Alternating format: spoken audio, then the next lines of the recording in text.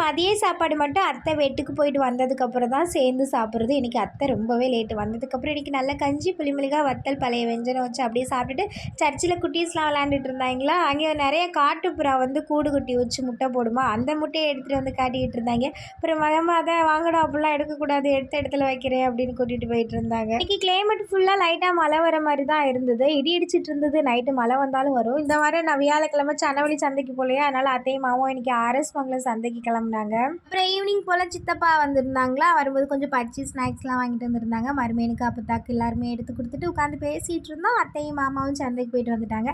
மருமே தான் என்னடா வாங்கிட்டு வந்திருக்காங்க அப்படின்னு ஓடி போய் எல்லாத்தையும் வாங்கிட்டு வந்தால் பார்த்தா பின்னாடியே சின்ன மாமியார் மாமனார் வந்திருந்தாங்க. அவங்களும் சந்தைக்கு வந்திருப்பாங்க போல், அவங்களையும் கூட்டிகிட்டு வந்தாச்சு.